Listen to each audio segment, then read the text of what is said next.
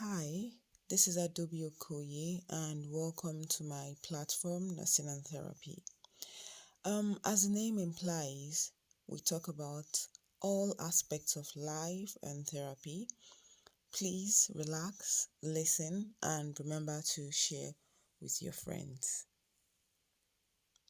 Hi, welcome once again to Nursing and Therapy. It's a very beautiful day today, and I'm happy.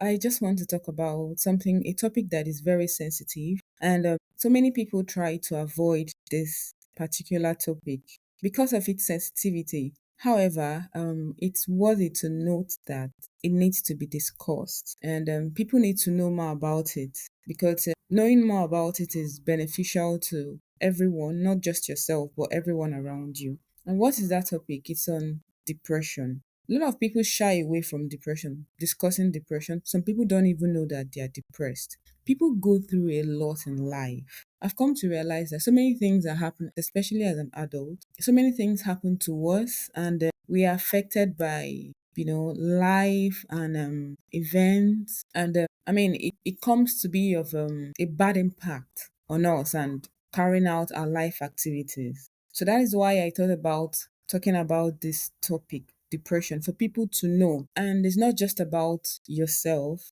Please, if you listen to this, share with other people. Let them know about depression because depression is. I am a nurse, and of course, I handle patients and I speak to people. So, this is like me telling you or giving out my own advice or counseling as a health professional or as a clinician. So, that time when you've lost interest in what you enjoy doing, you don't enjoy doing those things that you'd normally enjoy, like you would normally do, sometimes alone and sometimes with friends, and you feel worthless, you're feeling hopeless, you feel like your life is useless, like you can't even do anything with your life, you can't sleep, you can't eat, changes in appetite. Maybe you're eating a lot or you're not eating, you're tired all the time, you're sad, you're empty, like you feel like you're the only one in this world having some problems. And this might have been going on for like almost every day in your life or most of the time and lasting for at least 2 weeks. So it could be lasting for 2 weeks and above. And if you're listening to this and you've had that feeling or you know someone that has been like that, so for yourself, if you're having that feeling, have a reflection and think about it because it could be that you're depressed. And to add, I'm saying this because that you're depressed doesn't mean that you have to be depressed all your life. I believe that every problem has a solution except death, for now at least, because God is greater than all. Yes. So if you're listening to this and you feel like you're depressed, just know that there is a solution or there are solutions to the problems, okay? And also it's important to bring it to you that depression can happen to anybody. It can happen to male, it can happen to females, it can happen to, young children, it can happen to adults, it can happen to the elderly ones. Research has said that it occurs majorly in women than men, like when it comes to sex. It's also important to know that depression, like I previously said, can also occur in elderly adults. People are like above 60 years, from 60 years and above. It can also happen to people that that have one or two diseases, illnesses that they're struggling with. Some people that take regular medications, maybe they're dealing with some kind of cases like diabetes, some chronic diseases. And sometimes it could be the effect of the medication, sometimes it could just be them not being happy about the life they live. But I just want to let you know today that life happens, and sometimes we plan our lives and, what we should do, how we should live our lives. However, life happens. But in all, it's important to find happiness, and it's important to accept or embrace any situation at the time, knowing that there are things that you cannot control or there are things that you can control. So I always like to mention that if there are some things that you can control, of course, you do things to control them. Something like this depression that I'm talking about now. If you think you're going into depression, you can speak to someone and you can control it. you can start finding or start seeking solution to the problem instead of just letting it go and then getting worse. Because you have mild depression, you have severe depression. So if you are at that point where you think you're losing interest in something and you just feel unhappy, please speak to someone. Speak to a friend, not everyone, of course, but you can speak to someone, that person that you think you trust with your problems. That person that you know that is happy to listen to you and give one or two words of advice. Speak to the person. Okay. And I also want to add that, like, research has said that women suffer with depression more than men. And I know people have heard about postpartum blues or postpartum depression. It's also part of it. But I'm not here to talk about postpartum depression anyway. I'm here to talk about depression generally. And the reason I'm bringing it up is that depression is real. Some people don't know that they are depressed. Like, they don't know, they're just unhappy. So it's just for you to have a reflection and then think about what I've said and see if it's something you need to speak to somebody and then discuss with somebody, of course. Okay. It's very important for you to take note of this. So there are things that can lead someone to depression. It could be genetics and all those brain or chemistry cases that they're still kind of researching on why this is this. There's some things that can lead you to depression, like unemployment. Imagine being an adult and you've got nothing to do. You've been seeking for jobs, doing interviews, and speaking to people, yet nothing is coming through.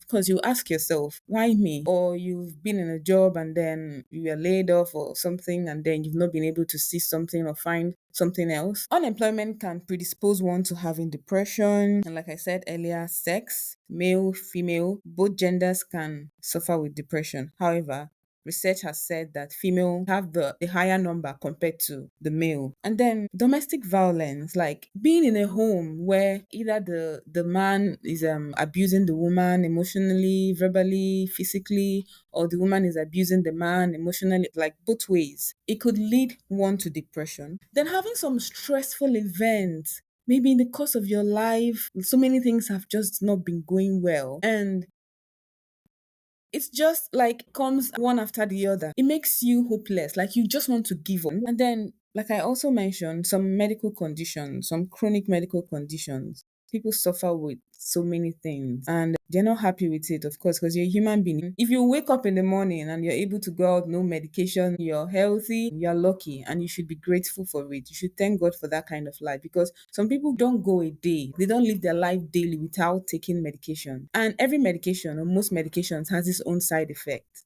So aside the medication giving you its own side effects, you don't even feel happy that you wake up in the morning, you know that you are ill, like you're not just healthy like other. These are the things and many other things that can actually predispose someone to, being depressed. Even in relationships, heartbreaks, and even in normal same-sex friendships, depends on how intense the friendship or the relationship is. It could predispose you to depression. Anything that affects you mentally affects your life generally. Let me speak about the elderly ones now, like the people that are 60 years and above. Maybe they've lost their spouse or a partner and they live alone. They may not even have the financial capacity.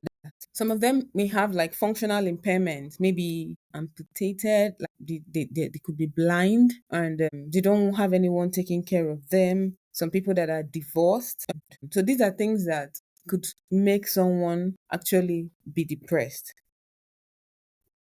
Childhood abuse, like someone being abused in their childhood, substance abuse, and then if you come from a family that has that history of depression, could predispose you to being depressed as well. All right, I think I've been able to, put them together. Yes, depression is real, but I want to add there's some things that you can do if you realize, if you understand, if you are aware that you might be going into depression. So I think I've hit that nail on the head now. Like, the essence of this podcast is to actually make people to be able to know that, okay, I'm having this now, I'm having that now. I think I'm going into depression. If you're able to reflect and understand that you're going into depression, there are things that you can do to actually help yourself. One, speak up. Speak to that friend, speak to your mom, speak to your dad. If you don't have anyone to speak to, and if you think you have the financial capacity to attend therapy, please do therapy. For people that are religious, people that pray,